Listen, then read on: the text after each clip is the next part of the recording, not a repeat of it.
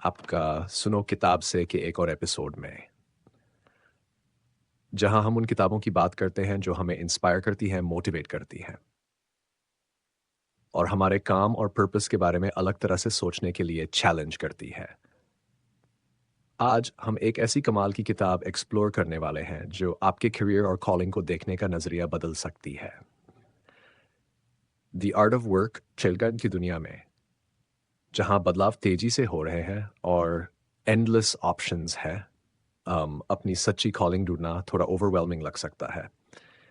अक्सर हम ये सुनते हैं, do what you love and you'll never work a day in your life. पर अगर आपको पता ही ना हो कि आपको क्या पसंद है, तो अगर आप एक ऐसे जॉब में फंसे हुए हैं जो जो आपको बोझ लगती है, पैशन नहीं। जेफ कोइंस ने इन सवालों का शानदार जवाब दिया है। अब जरा इस किताब को मिली तारीफों पर ध्यान दें। वर्ड ऑफ आर्ट के best selling the war of art के बेस्ट सेलिंग लेकर जेफ कोइंस को फ्रेश यंग वॉइस कहा है। वहीं मार्केटिंग और क्रिएटिविटी के दिग्गज सेथ को इस किताब को सबसे ऑनेस्ट और डायरेक्ट किताबों में से एक बताते हैं, जो आपको अपनी कॉलिंग की ओर लीप लेने के लिए इंस्पायर करती है। लेकिन अपनी कॉलिंग को पहचानना इतना मुश्किल क्यों होता है?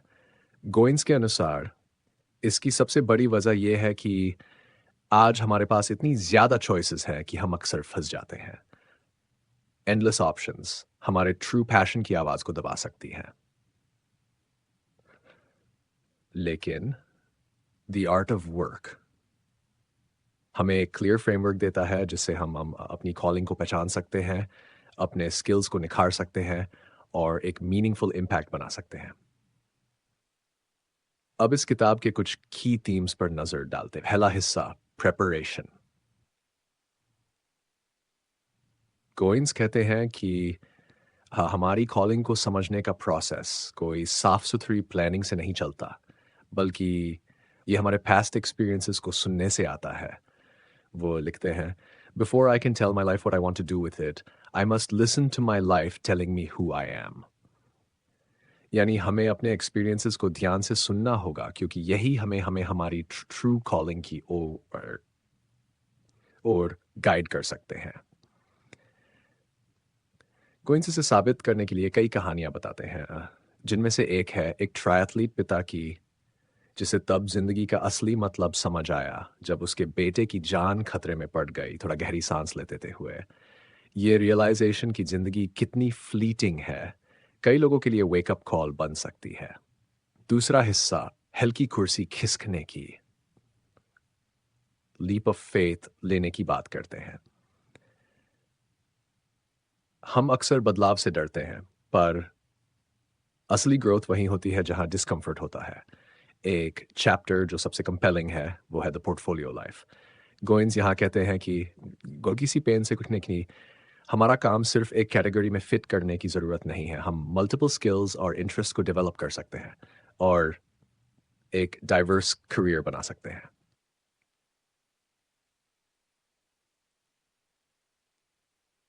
तीसरा हिस्सा, कंप्लीशन।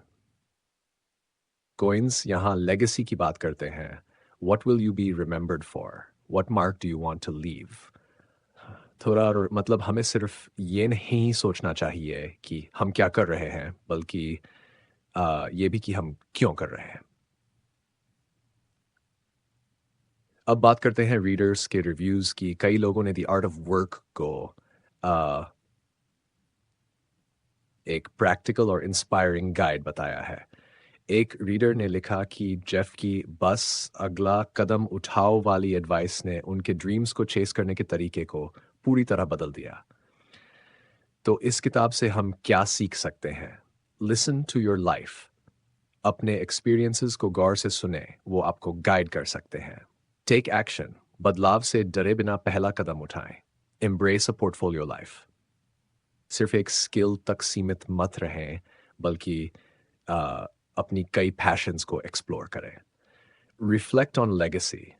सोचें कि आप दुनिया में क्या इम्पैक्ट छोड़ना चाहते हैं। अगर अंतिम विचार आज के एपिसोड को रैप अप करने से पहले मैं आपको इनकरेज करना चाहूँगा कि आप दी आर्ट ऑफ वर्क को ज़रूर हल्की खुर्सी सर करने की। अगर आपको ये एपिसोड पसंद आया हो तो इसे अपने दोस्तों के साथ शेयर करें और सुनो किताब से को सब्सक्राइब करें ताकि आप आगे भी ऐसी इंस्पायरिंग किताबों के बारे में जान सकें इन दिन के छोटे से सुनो में था। जब तक हम दोबारा मिलें कुछ नया क्रिएट करें और अपनी ज़िंदगी की आवाज़ सुनें।